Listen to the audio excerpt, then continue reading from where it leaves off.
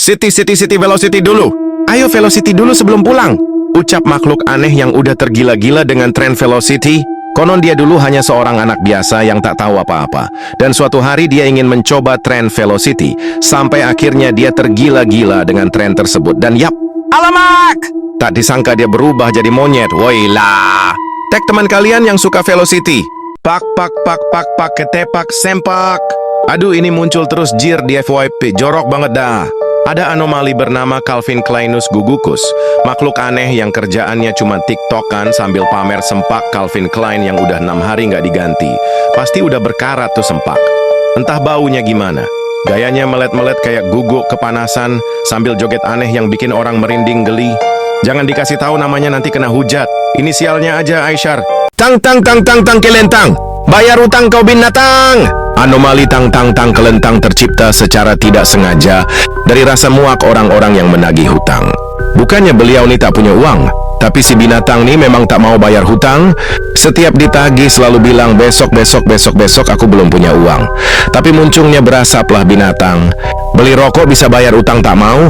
Hei, betua punya kawan. Padahal kalau dicicil 1000 setiap minggu selama 2 tahun, hutangnya sudah lunas lah sial. Sudah 3 tahun si binatang nih tak bayar hutang tang kelentang. Share ke kepala bapak dia, atok dia, nenek dia. Muaknya aku. Nis. Masa nis? Salah. Dinis. Anak kucai serem kali. Inilah Dontol, makhluk beban yang suka nyari mangsa. Ia turun ke bumi hanya untuk menghantui kalian. Siapapun yang mengolok Dontol kemarin akan dihantuinya. Malam harinya akan terdengar bisikan aneh. Dit, tolongin Dit. Berulang-ulang di kamar, di toilet, bahkan di dalam pikiran. Sosok Dontol pun muncul, berdiri diam, menatap dengan mata kecewa. Ia tak akan pergi sampai kau minta maaf di komen ini. Leg, ngeleg, woi.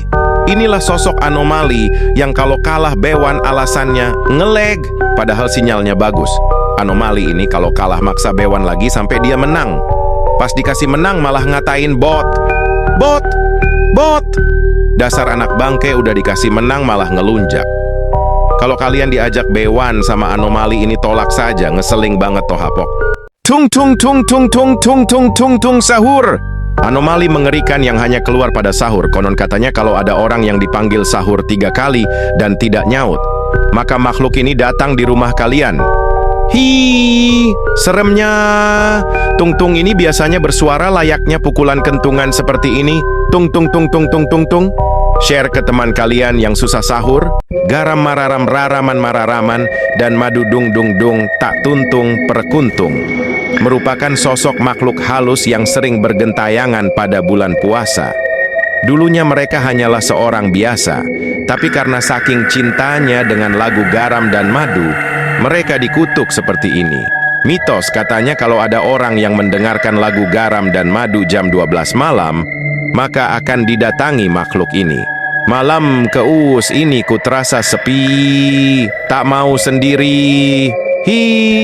Takutnya. Ireng reng rung ring rang rong wir adalah anomali hitam yang sering rasis kepada sesama.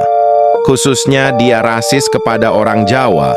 Dia dulunya orang normal yang dikutuk oleh dukun Lawajawala. Dia dikutuk setiap dia bilang Jawa. Dia akan semakin hitam dan menghitam. Dan karena hatinya yang sudah busuk, ia pun tak peduli dengan kutukan itu. Dan dia menghitam terus-menerus karena sering rasis. Hitamnya. Jadi jangan suka rasis ya, nanti jadi hitam. Kukur Mama Maludin. Hai, kelinya. Inilah Kurmaludin. Tidak ada yang tahu dari mana asalnya, tapi konon ia hanya muncul di bulan puasa. Kurmaludin tidak mencari sembarang orang. Ia berburu anak-anak yang suka membuang kurma saat berbuka puasa.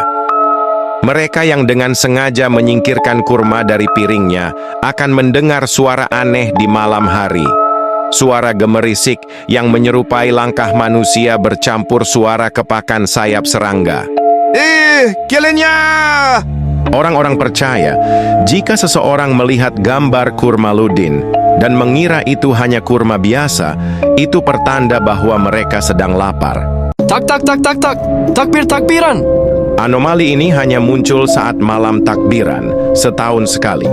Setiap malam takbiran, ketika gema takbir berkumandang di seluruh penjuru, makhluk ini terbangun dari kegelapan. Di tangannya, ia menggenggam sebuah kentungan kayu tua yang selalu ia bawa. Bunyinya bergema di setiap sudut kota, mencari mereka yang memilih diam dalam kesunyian, enggan ikut bertakbir. Jika seseorang mengabaikan takbiran, ia akan mendatangi rumahnya, berdiri di depan pintu, dan membunyikan kentungannya. Suara itu akan menghantui korban sepanjang tahun, hingga malam takbiran berikutnya tiba. I'm so scared.